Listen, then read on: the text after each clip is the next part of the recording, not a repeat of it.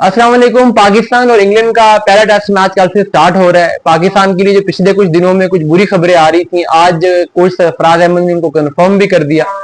कप्तान बाबर आजम पाकिस्तान के लिए बहुत बड़ा ब्लो है। एज अ बैट्समैन इंग्लैंड में शायद खेलने का उनका जो एक्सपीरियंस है, जो उनकी रिसेंट टाइम में फॉर्म आई है, उनका कॉन्फिडेंस वापस आया है। एज अ कप्तान जो वो प्लानिंग कर रहे थे, उन सारी चीजों की वजह से बाबर आजम का ना खेलना, जो कि अब 100% कन्फर्म हो गया है, सरफराज अहमद ने बता दिया कि वो नहीं खेल रहे, तो ये बड़ा ब्लो है। मैंने कल की वीडियो में ये बात की थी कि बाबर आजम की मिडिल फिंगर पर, जो उनकी बैटिंग फिंगर है, उस पर जितनी बड़ी हैवी टैपिंग हुई थी, वो एक क्लियर इंडिकेशन था कि वो ये मैच नहीं खेलने जा रहे। क्योंकि आप अगर मैच से 40 घंटे कबल भी टैपिंग करके घूम रहे हो, अगर आप बैटिंग प्रैक्टिस नहीं कर रहे, तो इसका मतलब है कि आप बैटिंग नहीं कर सकते। आपको एटलीस्ट 2 दिन 3 दिन की बैटिंग प्रैक्टिस चाहिए होती है मैच में जाने के लिए। तो ऐसे नहीं होता कि आप मैच वाले दिन अपनी टैपिंग उतारेंगे और मैच खेलेंगे। ये टेस्ट मैच है, तो मजाक तो है नहीं। तो इसलिए ये कंफर्म था कि वो नहीं होंगे। अब आज वो क्लियर हो गया कि वो नहीं है। अब बाबर आजम के ना होने की वजह से एक तरफ पाकिस्तान को अपनी प्लेइंग 11 में कुछ तब्दीलियां करनी पड़ेंगी।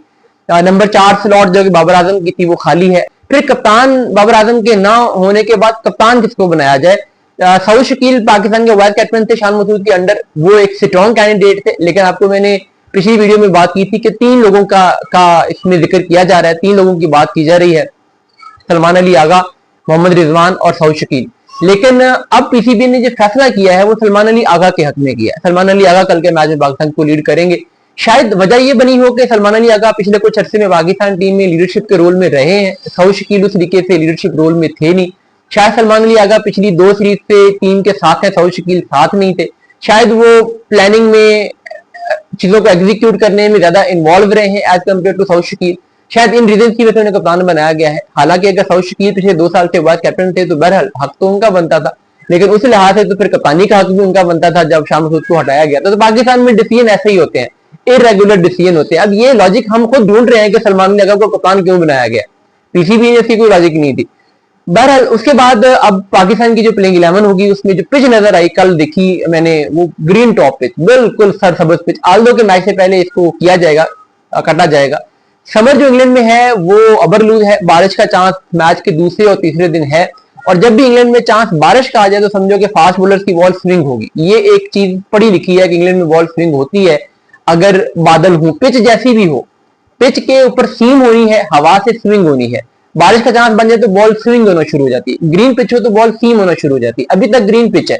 पिच पे अगर ग्रीन टी खत्म कर भी देंगे तो स्टिल शायद सीम खत्म हो, स्विंग खत्म नहीं होगी। और वैसे भी ड्यूक बॉल 70-80 ओवर तक स्विंग होती रहती है। पुरानी होकर ज्यादा स्विंग होती है क्योंकि उसके अंदर जो सीम है, जैसे जैसे वो बॉल घिसती है, वो अंदर से मशीन वाली जो सीम है वो बाहर आती रहती है। तो इसलिए ये एक चीज है, पाकिस्तानी फास्ट बॉलर्स को भी इसको देखना होगा। अब्बास इसके मास्टर है, होपफुली कि वो बाकी पेसर्स को भी सिखाएं ये ड्यूक बॉल की सीम को यूज कैसे करना है। स्पिनर एक ही जाएगा, साजिद खान मोस्ट प्रोबेबली जाएंगे। बॉलिंग कॉम्बिनेशन यही होगा, 3 पेसर 1 स्पिनर, 7 बैट्समैन होंगे। 7 बैट्समैनों में 7वें पे आगा हो जाएगा, 6 पे रिजवान आ जाएगा। तो बैटिंग पाकिस्तान की डेप्थ तो ठीक ठाक है। मतलब नंबर 8 पे अगर पाकिस्तान के पास साजिद खान आ रहे हैं, जो रिसेंट टाइम में एक प्रॉपर बॉलिंग ऑलराउंडर के रूप में सामने आए हैं, तो उसके बाद फिर 3 बॉलर हैं। लेकिन यहाँ पर सवाल ये होगा कि तीसरा बॉलर कौन, यानी मोहम्मद अली और अब्बास तो हैं, तीसरा बॉलर किसको होना चाहिए? अब खुरम शहजाद को ऐसी कंडीशन, इस तरह की जो वुबली कंडीशन होती है इंग्लैंड वगैरह की, ये सूट करती हैं। हमने पहले भी देखा है, पीएसएल में भी हमने देखा, नई बॉल के साथ स्विंग करते हैं। ऑस्ट्रेलिया में भी कामयाब रहे थे। लेकिन उबैर शाह ने भी इंप्रेस किया है। अभी वार्म मैच में भी उन्होंने अच्छी बॉलिंग की, वेस्ट इंडीज में भी वो इंप्रेस उन्होंने किया था। थोड़ा सा लाइन लेंथ का कंट्रोल का इशू है, नया है, यंग टैलेंट है, तो उसको कंट्रोल सिखाने की जरूरत है। बट उसमें एक एनर्जी शायद खुरम शहजाद से ज्यादा है, शायद इस वजह से पाकिस्तान उबैद के साथ जाए। लेकिन बाद में मुझे लगता है कि पाकिस्तानी पेसर इंग्लैंड में हमेशा कामयाब रहे हैं, ये पाकिस्तान की हिस्ट्री रही है। क्या ये पेस बॉलिंग अटैक इंग्लैंड में कामयाब रहेगा? ये देखना होगा, ये उस लेगेसी को मेंटेन कर पाते हैं कि नहीं।